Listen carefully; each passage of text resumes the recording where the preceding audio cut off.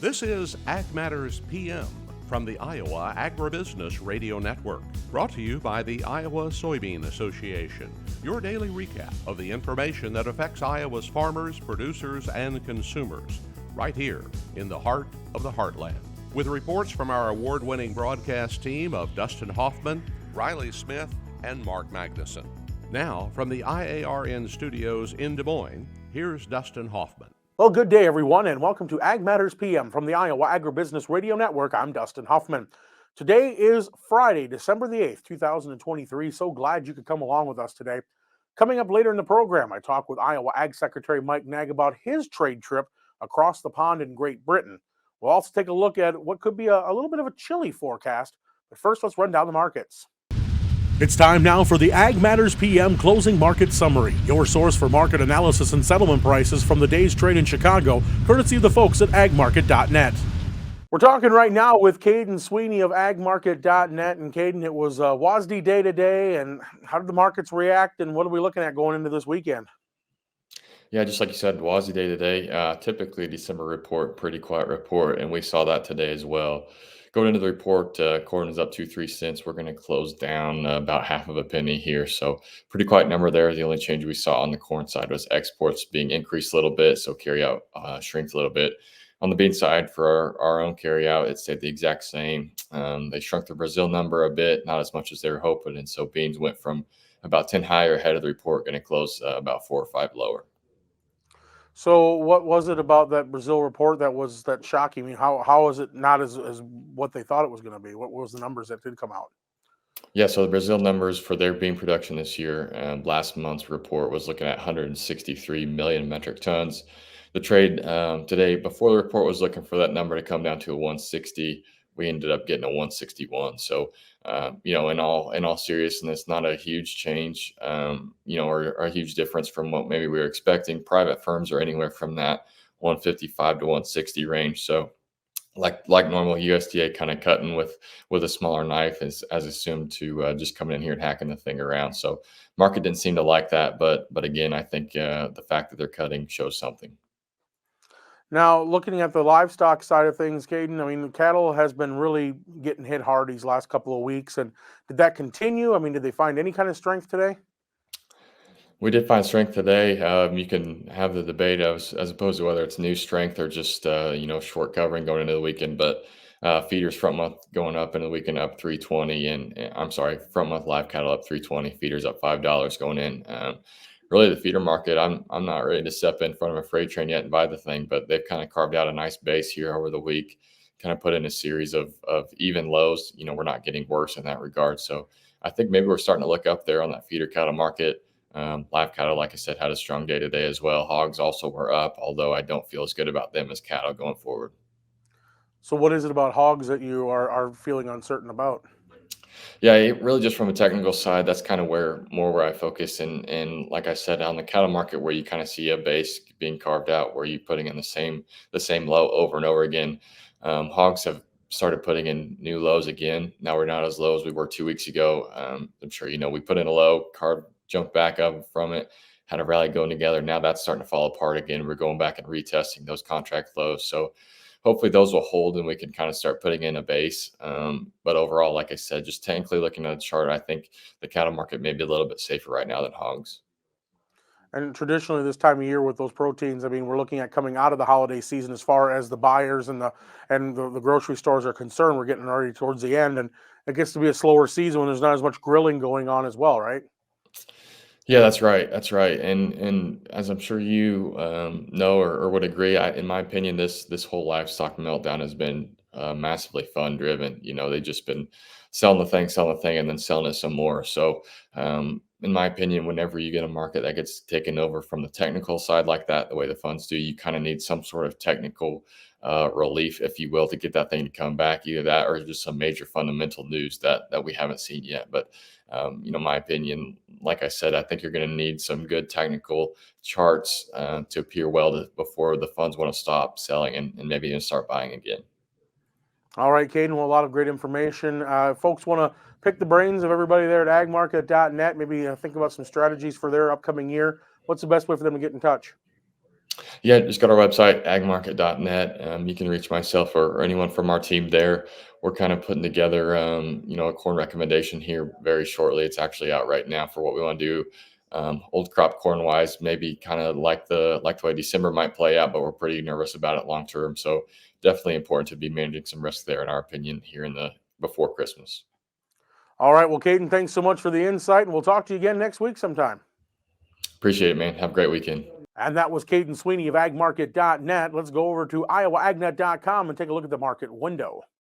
March corn is down 3 at 485 even. January soybeans down 9 1/4 at 1302 and a half. Soy meal down $3.20 at 403.60. Soy oil down 50 cents at 50.63. Chicago wheat down 11 cents at 631 1/4. Minneapolis down 4 3/4 at 732 and a half. Kansas wheat down 5 1/4 at 662 1/4, and oats up 1 1/2 at 363 even. On the Merc, live cattle up $2.82 at 165.17. Feeders up $5.52 at 215.80. Lean hogs up 77 cents at 68.55. Pork cutouts $1.45 higher at 82.70. Class 3 milk down a dime at 16.17. And that's been a check of the ag market recap. We're going to take a short break and hear from our sponsor, the Iowa Soybean Association and the Soy Checkoff. And when we come back, we talk with Iowa Ag Secretary Mike Naig. This is Ag Matters PM. Iowa Soybean Association is driven to deliver for Iowa's 40,000 soybean farmers. We're proud to provide objective agronomic research, a helping hand with soil and water stewardship, and timely industry news powered by the Soybean Checkoff. Learn more at iasoybeans.com. Welcome back to AMPM from the Iowa Agribusiness Radio Network. I'm Dustin Huffman. Well, we talked earlier this week with Iowa Deputy Ag Secretary Grant Menke and his trade trip to Colombia. Well, not to be outdone, Iowa Ag Secretary Mike Naig went across the pond to the UK. Now, obviously, there are some government issues, especially when you talk about Brexit and the economical impact that's going to have for England. But it also gives us a chance to reestablish one-on-one contact when it comes to trade with that country. Secretary Naig said that he found some things that were quite interesting and quite eye-opening on this trip.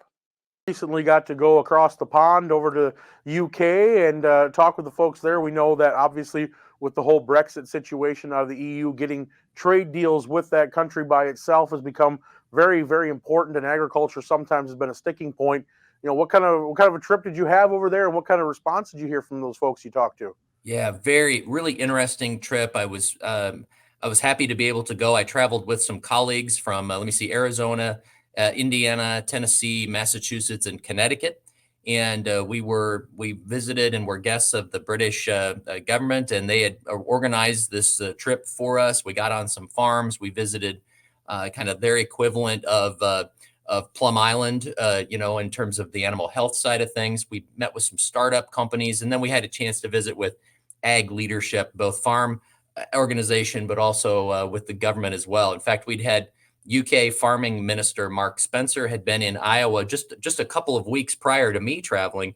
He was in for World Food Prize. We had a chance to do kind of a similar visit for him in Iowa. It was really nice to bookend that experience with Minister Spencer, to be able to visit with him then in London, just a couple weeks later. So there are opportunities here. Big picture is we ought to be thinking about diversifying our trade portfolio, right? We don't want to over rely on any one market or country.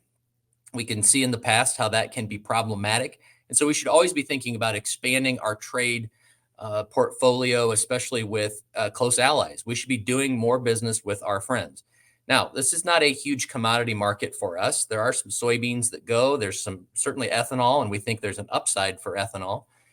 Equipment, chemicals, those are already things that we are sending to the UK.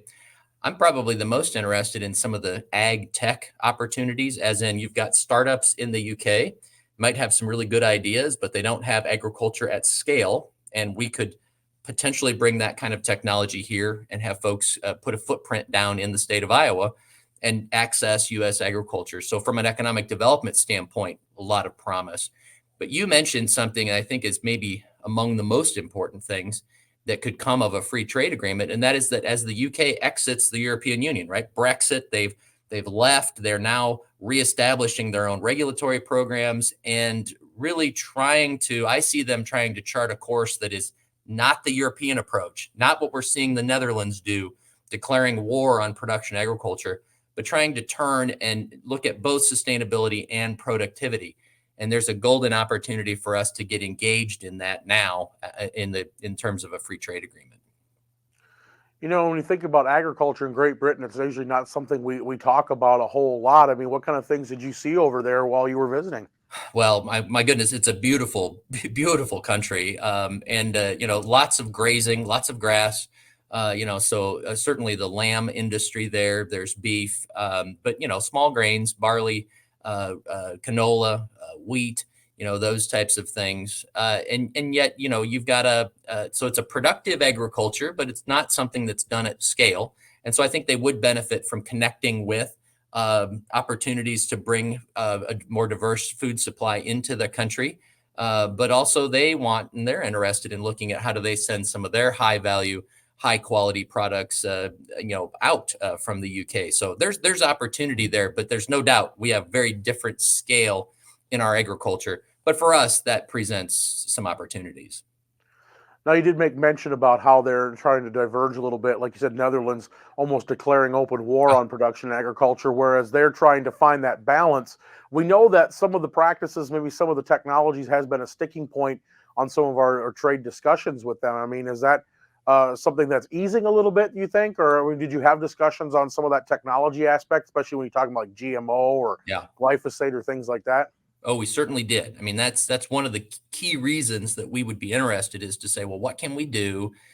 Frankly, let's go to the base level, which is what we really should have is science-based regulatory approaches, right? That's what we want to have, as we have in the United States largely, and we would encourage our trading partners to see things similarly. And so sometimes it's a matter of just pulling back the curtain a little bit on, well, this is how I think there's some perceptions about U.S. agriculture and things that we do that just aren't accurate. And so again, having a trade agreement or trade negotiations, bringing regulators together, bringing farmers together, industries together, I think helps to ease those things. So I see let's put it this way. There's a golden opportunity for that. I think there is a window that is open. They're looking at finally allowing some precision breeding, they call it, but would be biotechnology. It's wise to do that. And I think that's probably the one of the most obvious steps that they've taken is that's an indicator that they may be looking to go a different direction. But that's why you've got to get in the room and negotiate. Those things won't be easy, but better to do that than to say, well, we're just not going to participate. And then they turn back to the EU style of regulation. So I think that's really what's one of the things that's at stake here. And that was Iowa Ag Secretary Mike Naig. Let's go ahead and take a look at the Ag Weather Outlook.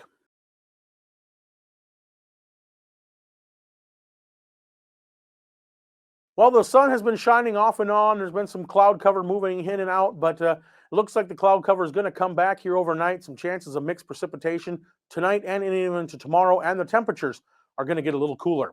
So let's see what the National Weather Service has in store and what numbers they're coming up with for those temperatures right now. Well, this could be one of the last nice days we have, at least for the next couple of days, as we saw partly sunny skies. Clouds were on the increase throughout the day in different parts of the state. Highs were anywhere from the low to upper 50s. Tonight, though, mostly cloudy skies. Chance of scattered showers throughout the state. Could see even a few flurries. Lows will be in the upper 20s to the upper 30s. And then tomorrow, variably cloudy skies. Chance of mixed precipitation depending on where you are in the state. Highs tomorrow anywhere from the low 30s to the mid 40s. Taking a look at the affiliate weather map for you for tomorrow in Cherokee, look for mostly cloudy skies, some flurries, and 33. Shenandoah, partly sunny, mixed clouds and sun, 40 degrees. Des Moines looking to be mostly cloudy, maybe a few flurries, 37. Waterloo, partly cloudy and 36. Albia, mostly sunny, 41. Clinton, mostly cloudy to start the day, maybe a few flurries, and then transitioning to more sunshine, and 44 degrees. For more detailed weather information, tune to your local Iowa Agribusiness Radio Network affiliate. And that's been our Ag Weather Outlook. And with that, we're at the end of today's show. You can find all our content online at iowaagnet.com. Follow us on Facebook, X, YouTube, and on our LinkedIn channels as well. Don't forget to subscribe and hit the bell icon on YouTube, and you can be notified each time we put out a new Ag News video. We'll also have our free market podcast coming to you from Google, Amazon, Apple, Spotify, and Podbean. From the IARN studios in Des Moines, I'm Dustin Hoffman. For Riley Smith and Mark Magnuson, we thank you for watching. This has been Ag Matters PM.